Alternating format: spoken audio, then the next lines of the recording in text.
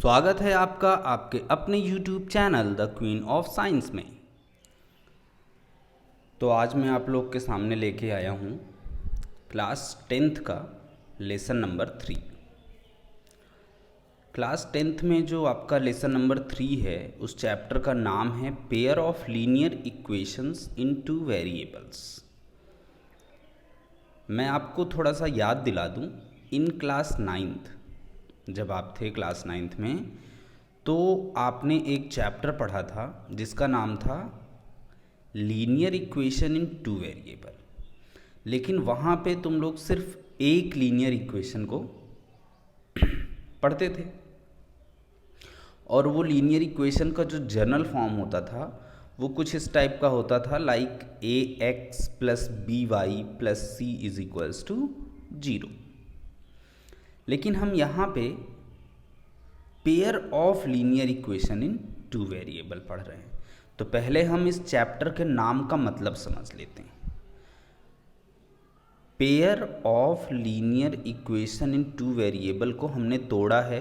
Pair को हम अलग समझ रहे हैं, लीनियर की मीनिंग को हम अलग समझ रहे हैं, equation and then variables. Pair का मतलब दो। जब एक साथ दो चीज़ें होती हैं तो उनको हम बोलते हैं पेयर। आप लोग को पेयर का मतलब बहुत अच्छे से पता होना भी चाहिए। बहुत से लोग पेयर्स बना के घूमते टहलते रहते हैं, है कि नहीं। फिर लीनियर। लीनियर का मतलब डिग्री 1। जब क्लास 9th में आपने पॉलिनोमियल चैप्टर पढ़ा था तो वहाँ पे एक वर्ड आपने पढ़ा था डिग्री। तो जब डिग्री 1 होती थी तो पॉलिनोमियल हमारा लीनियर पॉलिनोमियल होता था। डिग्री 2 होती थी तो पॉलिनोमियल हमारा क्वाड्रेटिक हो जाता था।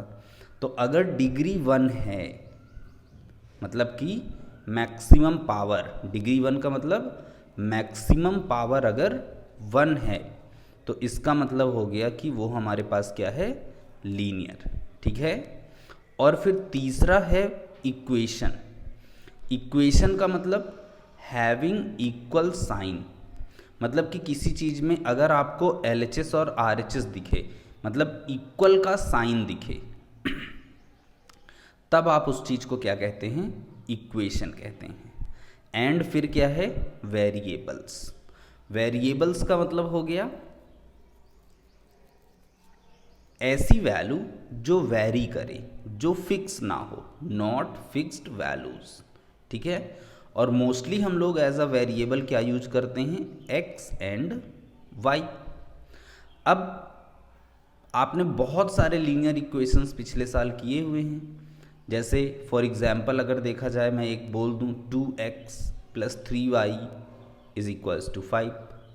तो ये एक आपका क्या है, linear equation in two variable. ठीक है। तो जो pair of linear equation in two variable है, इसका जो जनरल फॉर्म होता है वो होता है a1x plus b1y plus c1 is equals to 0, a2x plus b2y plus c2 is equals to 0। यहाँ पे एक लीनियर इक्वेशन ये हो गया और एक लीनियर इक्वेशन ये हो गया, तो दोनों मिला के क्या बन गया, पेयर बन गया। ठीक है। a1 b1 c1 और ये a2 b2 c2, ये जो हैं ये सब हमारे क्या हैं, कॉन्स्टेंट्स। कॉन्स्टेंट्स मतलब इनकी जगह पे कोई रियल वैल्यूज आ जाती हैं, रियल नंबर्स टाइप के। ठीक है ना। लिख दिया मैंने साइड में कि a1 a2 b1 b2 c1 c2 ये सब क्या हैं, कॉन्स्टेंट्स हैं। लेकिन x और y ये दोनों क्या हैं, वेरिएबल्स। ठीक। इसका एग्जाम्पल देखिए आपके सामने मैंने लिख दिया 3x plus 2y plus 5 equals to 0, 2x minus 3y plus 6 equals to 0। एक पेयर ऑफ लीनियर इक्वेशन ये बन गया। और एक आपके सामने मैंने क्या लिखा, √2x minus √3y plus √5 equals to √5, √6x plus √5y is equals to √10। x और y के साथ मल्टीप्लाई में कोई सा भी नंबर आ सकता है। ठीक है ना। अब देखिए, जैसे ये पेयर ऑफ लीनियर इक्वेशन आपके सामने बना है तो इस पहले वाले लीनियर इक्वेशन को हम कंपेयर करेंगे पहले वाले से। यहाँ पे x के साथ a1 है और यहाँ पे x के साथ 3 है, तो इसका मतलब a1 की वैल्यू हो गई 3। यहाँ पे y के साथ b1 है और यहाँ पे y के साथ 2 है, तो मतलब b1 की वैल्यू हो गई 2। और यहाँ पे ये कांस्टेंट में c1 है और यहाँ पे क्या है कांस्टेंट 5, तो c1 की वैल्यू 5 हो गई। दूसरे इक्वेशन को हम दूसरे इक्वेशन से कंपेयर करेंगे। यहाँ पे x के साथ a2 है और यहाँ पे x के साथ 2 है, तो इसका मतलब a2 की वैल्यू हो गई 2। यहाँ पे x के साथ b2 है और यहाँ पे यहाँ पे y के साथ b2 है और यहाँ पे y के साथ 3 है, तो b2 की वैल्यू हो गई 3।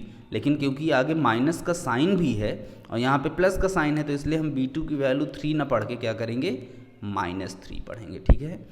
बहुत सारे लोग बहुत ज़्यादा प्यार से बोलना शुरू कर देते हैं, तो ये जो b2 है इसको b2 ना पढ़ करके बेटू करना शुरू कर देते हैं। तो ये बेटू नहीं है, बेटू आप लोग अपने घर में होंगे अपने मम्मी पापा के लिए, कुछ लोग स्कूल में भी किसी के लिए बेटू हो जाते हैं, लेकिन ये फ़िलहाल क्या है, b2 है। ठीक है। और c2 इसकी वैल्यू कितनी है, 6। यहाँ पे कांस्टेंट है 6 और यहाँ पे कांस्टेंट है c2, तो इसकी वैल्यू है 6। तो मतलब बाय कंपेयरिंग हम a1 b1 c1 and a2 b2 c2 की वैल्यूज़ हम कैलकुलेट कर सकते हैं। ठीक है। और कांस्टेंट्स में कोई से भी नंबर हो, मैंने बोला ना कि a1 b1 c1 a2 b2 c2 ये सब हमारे क्या हैं, रियल नंबर्स हैं। मतलब कि चाहे स्क्वायर रूट वाले हों चाहे फ्रैक्शन वाले हों, कोई से भी कांस्टेंट हो सकते हैं। एज अ वेरिएबल आपको x और y मिलेगा। ठीक। तो ये आपको पेयर ऑफ लीनियर इक्वेशन का क्या मिल गया, जर्नल फॉर्म मिल गया। अब आइए हम लोग इसके आगे का डिस्कशन देखते हैं। इसके आगे के डिस्कशन में हम लोग इसका ज्योमेट्रिकल या ग्राफिकल रिप्रेजेंटेशन देखेंगे। आपको याद होगा कि जब आपको क्लास 9th में लीनियर इक्वेशन इन 2 वेरिएबल कराया जा रहा था, तो जब आप उसका ग्राफ ड्रॉ करते थे तो एक स्ट्रेट लाइन आता था, है ना। तो अगर एक लीनियर इक्वेशन था तो एक स्ट्रेट लाइन आया, तो इट्स ऑब्वियस आप समझ चुके होंगे कि अगर हमारे पास 2 लीनियर इक्वेशन है तो हमारे पास 2 स्ट्रेट लाइन्स आएंगी। तो वही मैंने यहाँ पे लिख दिया है कि we know that 1 linear equation in 2 variable represent a straight line, so 2 means pair of linear equation in 2 variable represent 2 straight lines. अब 2 स्ट्रेट लाइन्स किन किन कंडीशंस में रह सकती हैं, हमें ये चीज़ देखना है। 2 स्ट्रेट लाइन्स, देखिए 2 लाइन्स को 3 सिचुएशंस में बांधा गया है। पहली सिचुएशन में दोनों लाइन्स एक दूसरे को क्या करती हुई दिख रही हैं, कट करती हुई दिख रही हैं, जिसको हम क्या बोलते हैं, इंटरसेक्ट करना। दूसरी सिचुएशन में दोनों लाइन एक दूसरे को इंटरसेक्ट नहीं कर रही हैं और ऐसी दिख रही हैं जैसे इनको चाहे जितना एक्सटेंड किया जाए लेकिन ये कभी भी एक दूसरे को इंटरसेक्ट नहीं करेंगी। तो ऐसे को हम बोलते हैं पैरेलल होना। और ये तीसरी सिचुएशन में देखिए, कुछ 2 एरो मैंने ब्लू से बनाए हैं और 2 एरो मैंने यहाँ पे रेड से बनाए हैं। मतलब कि यहाँ पे लाइन 2 हैं, एक लाइन L1 ये जो ब्लू वाली है, ब्लू एरो वाली, और एक लाइन L2 ये जो रेड एरो वाली है। ठीक है। तो यहाँ पे हैं 2 लाइंस, लेकिन वो क्योंकि एक दूसरे के ऊपर ओवरलैप कर गई हैं तो इस चीज़ को हम कहते हैं कोइंसाइड करना। तो हमारे पास 2 लाइंस 3 सिचुएशंस को रिप्रेजेंट करेंगी। या तो वो एक दूसरे को कट करेंगी, the 2 lines will intersect at 1 point, मतलब एक दूसरे को क्या कट करेंगी इंटरसेक्ट करेंगे। देखिए किस पॉइंट पे की हैं, P पे। एक है लाइन ये L1 और एक है लाइन ये L2। ये एरो बनाना बेटा बहुत ज़रूरी है क्योंकि हम यहाँ पे लाइन रिप्रेजेंट करेंगे। अगर आप एरो नहीं बनाएंगे तो वो चीज़ क्या हो जाएगी, लाइन सेगमेंट, और हमें रिप्रेजेंट क्या करना है, लाइन। तो दैट्स वाई आप एरो लगाना कभी मत भूलिएगा।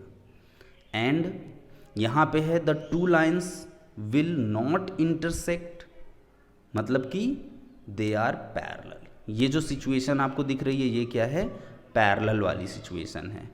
The 2 line which will be coincide, यहाँ पे कोइंसाइड कर गई हैं। तो मतलब कि 2 लाइन्स 3 सिचुएशन रिप्रेजेंट करेंगी, या तो वो इंटरसेक्ट करेंगी, या इंटरसेक्ट नहीं करेंगी। नहीं करेंगी मतलब एक दूसरे के क्या रहेंगी, पैरेलल रहेंगी। और या फिर ऐसा इंटरसेक्ट करेंगी कि दोनों एक दूसरे को ओवरलैप कर जाएंगी, कोइंसाइड कर जाएंगी।